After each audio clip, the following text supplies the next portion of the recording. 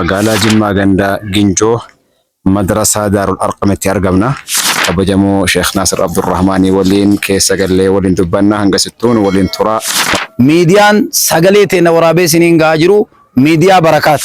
Bakka amma isaa kenname kana irratti ishaaraa kee lafa kaa'uu waan dandeessan warri biyya keessaa warri biyya alaa akka hissaa dubartii guyyaa godhee hissaa ijoollee guyyaa falkan godhee haala kanaan yaaboo namni xiqqishaan kun hawaasa keenya jijjiiraa jira.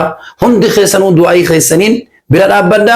Inni afaan fedhe dubbatu irratti qara. Inni Amaarinyaa dubbatu, inni afaan Uraagee dubbatu, inni afaan Oromoo dubbatu kana hammatee barsiisaa jira mucaan kun jechuudha. Mana barumsa muslimaa maqaan isaa Madrasatu Daarul Arqam ka jedhu keessatti argamna.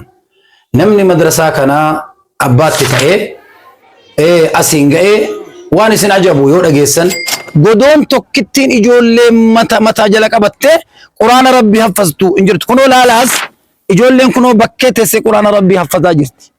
Madrasaan kun harka lamaan na qaba, na ilaalaa, na tottowwadhaa, na kaddamaa waan dandeessanii mana quraanaa irratti ijaarradhaa. Mana ijoolleen haffaztu, mana ijoolleen keessa bultu, mana ijoolleen keessatti ilmii qaraatu, mana ijoolleen keessatti madrasaa qaraatu narratti godhadha an ofiisinii kenne jedha. Lafti kun ragaa, namni kun ragaa.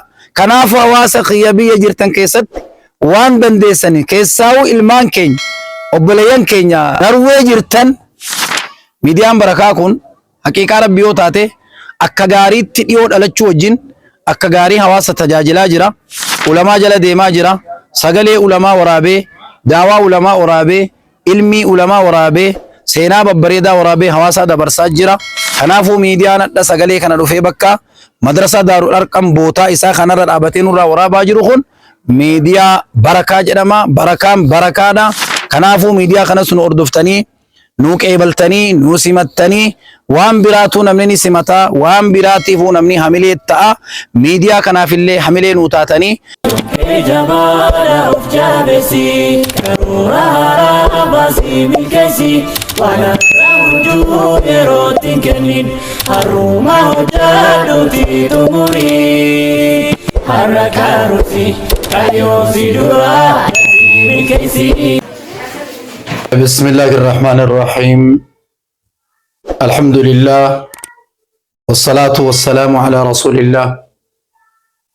دعوتو تخينيا حواس بي أدى خيس جرتن. السلام عليكم ورحمة الله وبركاته. نسين جدا إيجا سلامة تخياتي ودوغا مچيسا حال بريدا بكتي أرقم نخون ولكا مقالا جمّا Ganda Ginjoo mana barumsa muslimaa maqaan isaa Madrasatu Daarul Arqam ka jedhu keessatti argamna. Namni madrasaa kana abbaatti ta'ee asiin ga'ee waan isin ajabu yoo dhageessan yoo gurra keessan keessatti isin hime waan akka seenaatti illee namatti bareedu waan jiila yookaan dhaloota dhufuuf illee seenaa ta'u waan nama ammaallee irriibaa dammasu jechuudha. Namni waan kana assase nama xiqqishaa waggaa 21ti. Maqaan isaa hoon isin hime Ustaaz Najjaash Jamaal nama jedhamu. Namni kun nama umrii xiqqaa yaanni dheeraati. Nama umrii xiqqishaa hamileen isaa guddooti. Nama dhaloota jijjiiruu barbaadu. Nama hawaasa jijjiiruu barbaadu. Nama karoorri isaa eega quraana haffazee gadi ba'ee hedduu islaama bakka gaariitti hawatu, bakka gaariitti harkisurra isa tokko jennee fudhanna. Haa ta'u nam kun madrasaa kanatti qabsaa'ee mana kireeffatee haala ijoolleen naannoo kana itti barattu godhee waggaa yeroo 7 eebbisiisee amata 7 eebbisiisee duuba alhanni yookaan guddaan dhufuu amas 8ffaadha. Maasha Allah tabaarakallah. Wanni namni kun mucaan xiqqaa waggaa 21 asitti barsiisu kun waa sadii barsiisotii of jalatti ramadee ustaazotii of jalatti ramadee wanni ni bakka kanatti kennu waan isin ajabu. Tokkoffaa halaqaa akka halaqaa ilmiitti akka ulamaan halaqaa ilmii tartiibaan qaraasisutti qaraasisa. Lammaffaa akka karoora madrasaatti qaraasisa. Sadaffaa akka hibzii quraanaa geggeessa. Waa sadiitu bakka kanatti geggeeffama. kun akkamitti ta'uu danda'e gargaarsa maaliin mucaan xiqqishaan kun kana godhe yoo taate deebiin isaa gargaarsa rabbiiti. Gargaarsa rabbiitiin kun argamuu danda'e. Eegatanaa nama takka takka sababa tokko tokkoon as gahuu danda'e. Rabbii gargaarsa rabbiiti. Haa ta'u wanni namni kun mucaan xiqqishaa kun yeroo dheeraa kun hawaasa ilmaan muslimaa inni afaan fedhe dubbatu irratti qara. Inni Amaarinyaa dubbatu, inni afaan Uraagee dubbatu, inni afaan Oromoo dubbatu kana hammatee barsiisaa jira mucaan kun jechuudha. Haa ta'u malee namni kun duuba yeroo dheeraa mana kiraa keessa barsiisaa ture. Hadhallee manuma kiraa keessa jira. Haa ta'u du'aay keessaniin, harakaa keessaniin, hadafa keessaniin, hamilee keessaniin obboleessi keenya hamilee isaa dheertuu kana akka inni fuulduratti nuu deemu du'aay keessan barbaada. Hamilee keessanillee barbaada. Namni kun nama xiqqishaadha. Ustaaza xiqqaa malee yaadni isaa dheeraadha. Nama amma guddaa dhufu kana ustaaza guguddaa nama hedduu nama jajjabaa afeeratee akka madrasaa kanarratti na argaman eebba kanarratti na argaman jedhee haala kanaan sagantaa guddaa as deemu kana godhuu deema. Kana biratti nam kun amma immoo halaqaa hifzii qur'aanaa bakka biraa dhiisee kifiluma kireeffate kana keessatti ijoollee gara 20tu irratti haffazaa jira jechuudha. Yedduu ijoollee dhiiraatii fi ijoollee dubartootaa nama 20 oltu halkaniif guyyaa irratti haffazaa jira jechuudha. Hissaa dubartii guyyaa godhee, hissaa ijoollee guyyaaf halkan godhee haala kanaan yaaboo namni xiqqishaan kun hawaasa keenya jijjiiraa jira. Hundi keessanuu du'aayii keessaniin bira dhaabbadha. Mucaan kun dhalataa xiqqishaa waggaa 21 ta'u wajjin ilmaan keenya eessa jiran? Ilmaan keenya waliin eessa jirra? Karoorri ilmaan keenyaa garami? Ilmaan keenya maal hawaasaa gadi buusaa jiru? Nuti immoo ilmaan keenya wajjin hawaasaa maal gadi kennaa jirra ka jedhamu yaada keessa galee ilaalamuu qaba. Kanaafuu namni kun amma immoo izinii rabbii kiyyaatiin yoo rabbiin ka fedhu taate iyya adda addaatiin karoora adda addaatiin kadhaa meeqaan haala meeqaan akka lafti madrasaa isaa kun qophaa'ee madrasaa bootaan bareedaan isaa kennamu gara beeksisa mootummaatiin illee godhamee bootaan kun illee isaa godhamee argamee heerritti ba'ee kaartaan itti ba'ee jira. Bootaan kun immoo lafa qullaadha. Ijoolleen kun itti galuutti kifiliin tokko irra hin jiru. Mootummaan lafa kennee kaartaatti baasee fi hamilee nama kanaa eeguudhaaf qalbii nama kanaa eeguudhaaf nama akkanaa guddifachuu illee qabna jedhee abbootiin amantiis mootummaanis bira dhaabbatee lafa bareedaa inni madrasaa kanatti guddifatu guddinatti jijjiiramu godhanii fi jiranii ammoo lafa argate malee ijaaruunsaa harka rabbii jira.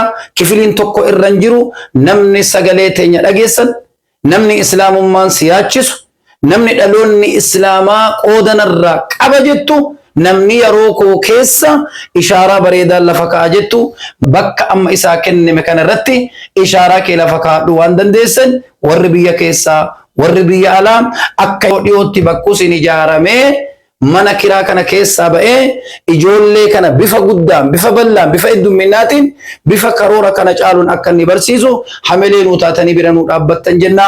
Warreen sagaleetii dhageessannaa galatoomaa naa barakadha. Bismillah walhamdulillah wassalaatu wassalaamu ala rasulillah. Magaalaa Jimmaa gandaa Ginjoo madrasaa Daarul Arqamitti argamna. Jala bultii eebba kanaaf illee baga geessan baga geenye jechuudhaaf namallee hawaasa naannoo magaalaa Jimmaatii fi naannoo isaa nagaadhaan gara eebba kanaatti nu qottaa jechuudhaaf madrasaa Daarul Arqamitti argamna. Kabajamoo Sheekh Naasir Abdurrahmaanii waliin keessa gallee waliin dubbanna hanga sittuun waliin turaa. Hayyakumullah.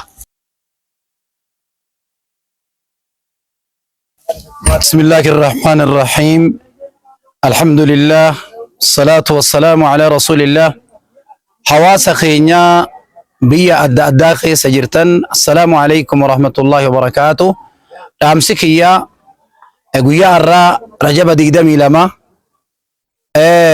بكتون إرا لبس خنا برسو بكا يوكا لفا مدرسة دار الأرقميف lafa kenname lafa qullaarra dhaabbadheen hawaasa islaamaatiin gurra isaanii ga'u jira.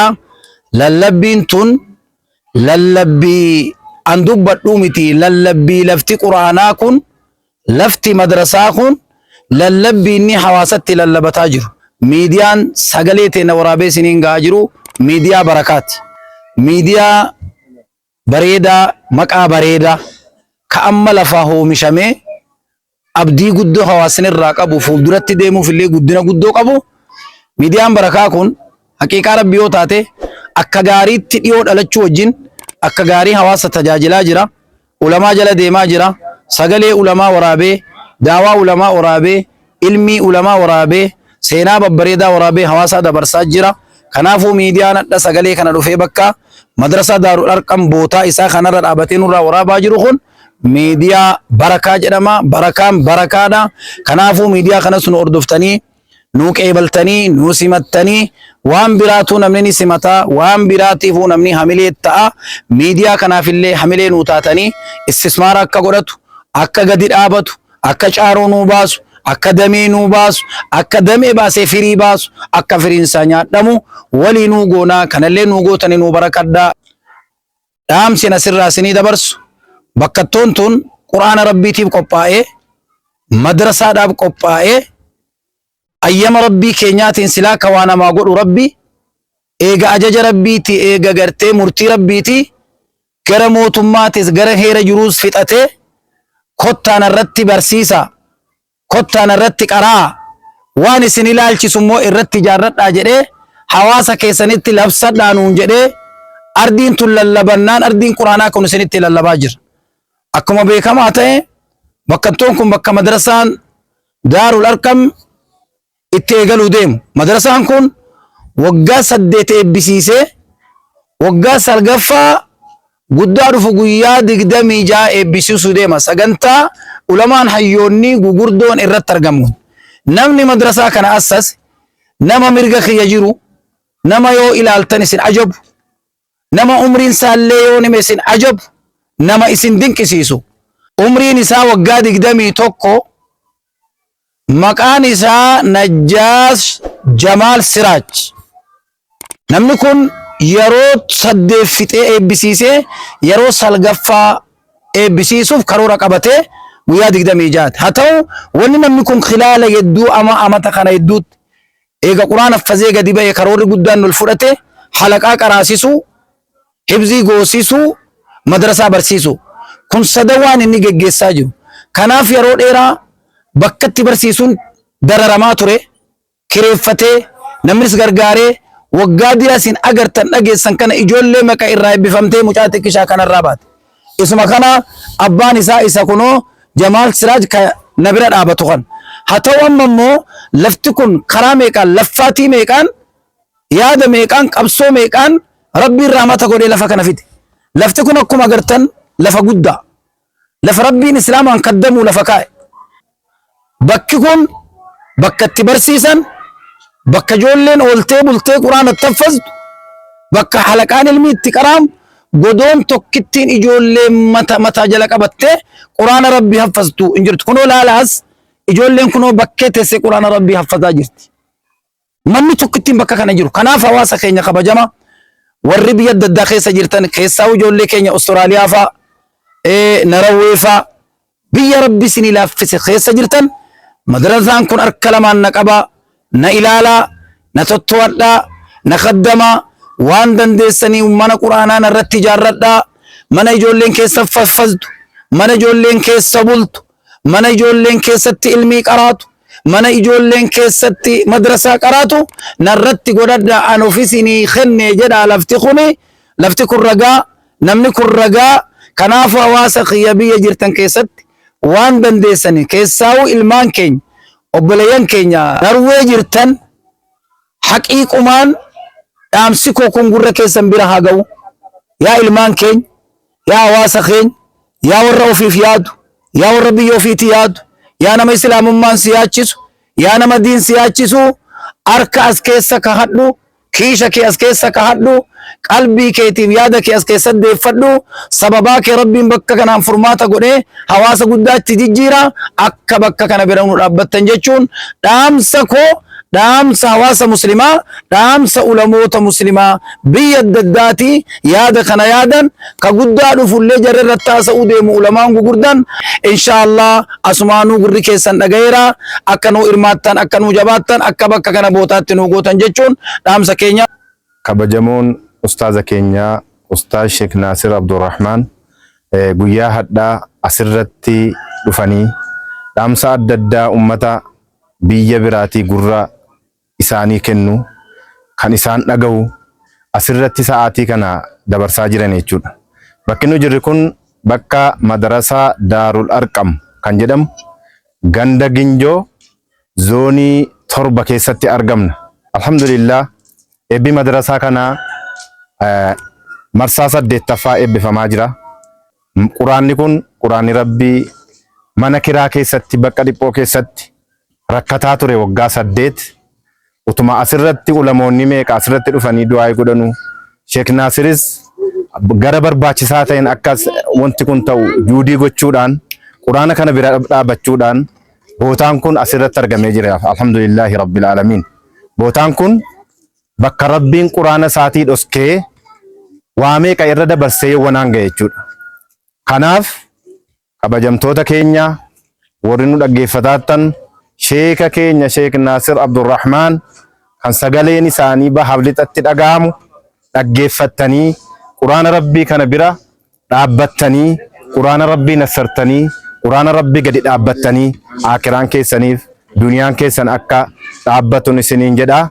Kanaafuu kabajamoo keenya ustaaja keenya hagalatoomanuu waggaa meeqa itti boohanii waggaa meeqa itti cabanii waggaa meeqa lafaanii quraana kana bira dhaabataa turan jechuudha.